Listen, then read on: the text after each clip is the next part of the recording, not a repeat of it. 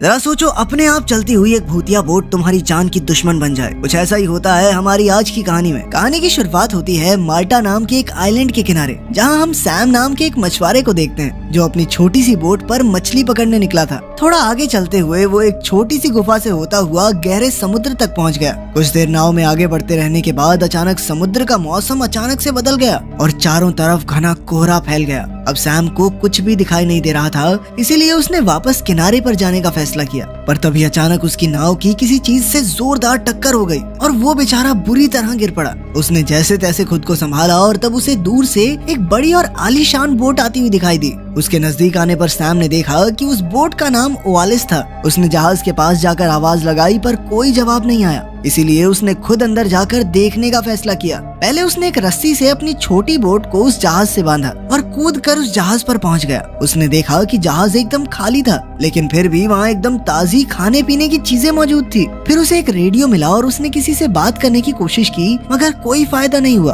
अब उसने वापस अपनी बोट पर जाने की सोची, पर बाहर आते ही तो उसके होश उड़ गए, क्योंकि उसकी बोट जो उसने सही तरीके से जहाज से बांधी थी वो तो गायब हो चुकी थी। फिर उसने दूरबीन लेकर अपनी बोट ढूंढने की कोशिश की, पर कुछ भी दिखाई नहीं दे रहा था। कुछ समय बाद मौसम तो थोड़ा साफ हो गया, पर उसकी कश्ती अब भी लापता थी। इसके बाद सैम ने जहाज के इंजन को स्टार्ट करके किनारे तक जाने का सोचा, पर बदकिस्मती से इंजन भी काम नहीं कर रहा था। अब सैम सीढ़ियों से जहाज के अंदर गया, जहां उसे एक बाथरूम दिखा जिसका दरवाजा अपने आप बंद हो रहा था। उसने बिना सोचे दरवाजा फिर से खोल दिया। इसके बाद उसे एक नक्शा मिला जिसके सहारे उसने अपनी लोकेशन का पता लगाने की कोशिश की। फिर उसने नीचे जाकर कुछ औजार निकाले ताकि वो इंजन की मरम्मत कर सके। थोड़ी देर बाद उसने इंजन ठीक कर दिया और अब जहाज को किनारे की तरफ भगाया। अब जाकर बेचारे सैम को चैन की सांस आई। अब उसने फिर से रेडियो पर मदद मांगने की कोशिश की, पर कोई फायदा नहीं हुआ। बाद में वो समुद्र में पेशाब करने लगा और अचानक एक जोरदार लहर जहाज से टकराई और सैम उलटकर बाहर गिर गया, पर वो जहाज की रेलिंग पकड़कर किसी तरह बच गया। अब की बार वो ऊपर आकर सीधा बाथरूम में पहुंचा, लेकिन फिर बाथरूम का दरवाजा अपने आप बंद हो गया। उसे लगा कि शायद हवा की वजह से बंद हो गया होगा, तो उसने ज्यादा ध्यान नहीं दिया। पर जब उसने बाहर जाने की कोशिश की तो दरवाजा बाहर से लॉक हो चुका था।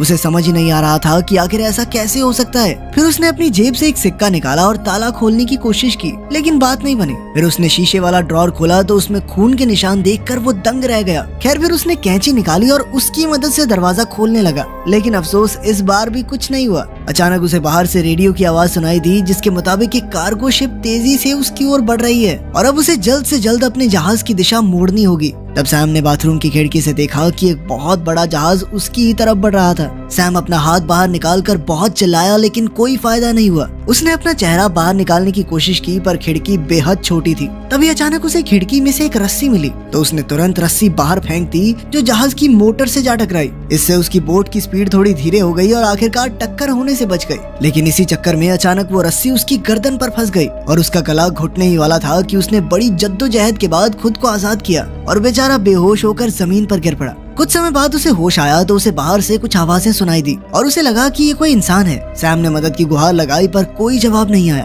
तभी उसने देखा कि रस्सी कट चुकी थी और जहाज में पानी भरना शुरू हो गया था। जल्द ही पूरे बाथरूम में पानी भर गया, पर उसे ये देखकर हैरानी हुई कि पानी एकदम साफ था। तब उसे लगा कि शायद कोई उसके साथ एक भद्दा मजाक कर रहा है। उसने इस इंसान से मिन्नत करते हुए कहा कि भाई मैं यहाँ पे कुछ चुराने नहीं आया, बल्कि मैं तो देखने आया था कि कोई यहाँ है भी कि नहीं। उसने कहा कि उसे जल्द से जल्द यहाँ से बाहर निकलना है, लेकिन बाहर से कोई जवाब नहीं आया। अब उसे प्यास लगी तो उसने साफ पानी पिया, पर वो भी जल्द ही बंद हो गया। फिर शाम को अचानक से बाथरूम में फिर से पानी भरना शुरू हो गया, पर अब की बार जब उसने पानी पिया तो ये समुद्र का पानी था। ये देखकर वो काफी घबरा गया और एक छोटा जग लेकर पानी बाहर फेंकने लगा। इतनी परेशानियां क्या कम थी कि समुद्र में अचानक एक भयंकर तूफान आ गया, जिससे सैम का जहाज बुरी तरह से हिलने लगा। सैम ने बाथरूम में अलग अलग चीजें पकड़कर खुद को बचाने की कोशिश की, पर वो कई बार बुरी तरह टकराया और घायल हो गया। इसी के साथ पानी का स्तर लगातार बढ़ रहा था। तब उसने कैनवस वाली रस्सी को एक छोटे से ब्लेड की मदद से काटना शुरू किया। इस दौरान ब्लेड उसकी उंगली में लग गया और वो दर्द से चिल्लाया,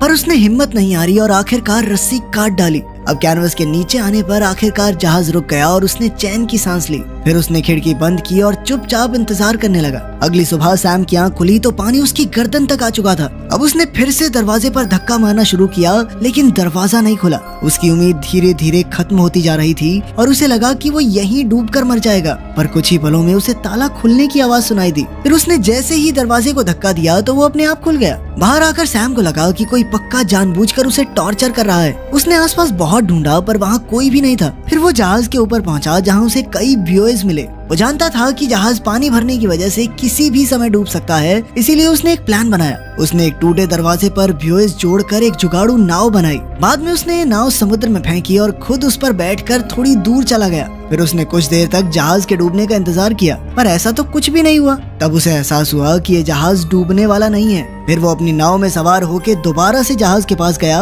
और जहाँ से पानी अंदर भर रहा था उस पार्ट की मरम्मत की। इसके बाद उसने एक जुगाड़ू वाटर पंप बनाकर सारा पानी बाहर निकाला। बाद में उसने रेडियो पर मदद मांगते हुए काफी मैसेजेस भेजे। कुछ देर बाद उसे दूर से एक कश्ती आती दिखाई दी तो उसकी आंखों में चमक आ गई। वो तुरंत अपनी जुगाड़ू नाव में बैठकर जैसे तैसे उस कश्ती की ओर बढ़ने लगा। मगर कुछ ही पलों में उसने पीछे मुड़कर देखा तो वही भूतिया जहाज तेज रफ्तार में उसकी तरफ ही आ रहा था। सैम ने और तेज नाव चलाई, पर वो जानता था कि वो टक्कर से बच नहीं पाएगा, इसीलिए वो ऐन वक्त पर समुद्र में कूद गया। इस टक्कर में उसकी जुगाड़ू नाव के टुकड़े टुकड़े हो गए। अब सैम को पूरा यकीन हो गया था कि जरूर इस नाव में कोई ना कोई शैतानी शक्ति मौजूद है। अब उसने ओएलिस पर वापस जाने की बजाय यूं ही समुद्र में तैरते रहना बेहतर समझा। फिर हम देखते हैं कि रात के समय सैम अब भी ठंडे पानी में तैर रहा था। अचानक उसके शरीर के पास से कुछ गुजरा और वो बुरी तरह डर गया। लेकिन ये तो सिर्फ एक प्यारी सी डॉल्फिन थी। जल्द ही वहाँ कुछ और डॉल्फिन्स भी आ गई और उसके आसपास खुशी खुशी तैरने लगी। उन्हें देखकर सैम को भी कुछ वक्त की खुशी मिली, लेकिन फिर अचानक ओएलिस फिर से उसके सामने आ गई। जहाज को देखते ही डॉल्फिन्स डरकर तुरंत वहाँ से भाग गई। इससे सैम को इतना गुस्सा आया कि उसने चिल्लाकर डॉल्फिन्स को वापस आने को कहा। खैर अब उसे बहुत ज्यादा ठंड लग रही थी, इसीलिए उसे ना चाहते हुए भी जहाज पर वापस जाना पड़ा। वो तुरंत बिस्तर पर गया और कंबल ओढ़कर सो गया। अगली सुबह जब सैम की आंख खुली तो वो खुद को बेहद कमजोर महसूस कर रहा था। फिर उसने बाहर नजर दौड़ाई तो पता चला कि जहाज बहुत तेज जा रहा था। वो कमरे से बाहर निकला तो देखा कि ऊपर जाने का दरवाजा बंद था। कुछ ही पलों में उसे बाथरूम से अजीबोगरीब आवाज सुनाई दी। उसने वहाँ जाकर देखा तो पता चला कि ऊपर जाने का एक और रास्ता भी था। उसने पास जाकर देखा तो वहाँ एक छोटा ढक्कन भी था, जिस पर पहले उसकी नजर नहीं गई। उसने ढक्कन खोल कर देखा तो एक छोटा सा स्टोरेज एरिया निकला, मगर जैसे ही सैम अंदर घुसा तो ढक्कन अपने आप बंद हो गया और सैम एक बार फिर से अंदर कैद। तभी उसे किसी के चलने की आवाज सुनाई दी और वो और भी डर गया। सैम ने ऊपर की खिड़की खोलने की पूरी कोशिश की, मगर वो नाकामयाब रहा। इधर हम देखते हैं कि जहाज समुद्र किनारे मौजूद एक छोटे से शहर की ओर बढ़ रहा था। वहीं सैम को एक बार फिर से पैरों की आवाज आ रही थी और वो इस इंसान से रहम की गुहार लगा रहा था। अब वो इतना परेशान हो चुका था कि तंग आकर रोने लग गया। कुछ ही पलों में वहाँ ऑक्सीजन की कमी की वजह से उसे सांस लेने तक में दिक्कत होने लगी और वो बहुत जल्द बेहोश होने ही वाला था कि अचानक वो छोटा दरवाजा अपने आप खुल गया। अब सैम बड़ी सावधानी से वहाँ से बाहर निकला और सीधा जहाज के ऊपर जा पहुँचा। उसने देखा कि जहाज खुद ब खुद शहर के किनारे पर जाकर रुक गया था और सैम बिना समय गवाए किनारे पर कूद गया। आखिरकार उसने चैन की सांस ली। अब वो एक ऐसे शहर में पहुंच गया था जहां दूर दूर तक कोई इंसान दिखाई ही न दे। उसने पास में ही बड़ी एक लोहे की रॉड उठाई और उस इंसान को ढूंढने लगा जिसने जहाज पर उसे इतने टाइम तक टॉर्चर किया। लेकिन वहां टूटी फूटी और सुनसान बिल्डिंग्स के अलावा और कुछ भी नहीं था। अचानक उसे थोड़ी दूर से शोर सुनाई दिया और उसने देखा कि ओएलिस एक बार फिर से खुद ही चलने लगी थी। उसने पास जाकर देखा कि वो कहाँ जा रही है, लेकिन अचानक वो जहाज पूरी तरह से गायब हो गया और सैम हक्का बक्का रह गया। अब सैम बिना सोचे समझे आइलैंड पर चलता जा रहा था। उसे कोई अंदाजा नहीं था कि इस वक्त वो दुनिया के किस कोने में है। फिर कुछ समय चलने के बाद वो अपने आप आइलैंड की दूसरी ओर पहुंच गया। ये वही जगह थी जहां पर कहानी की शुरुआत में वो अपनी कश्ती लेकर निकला था।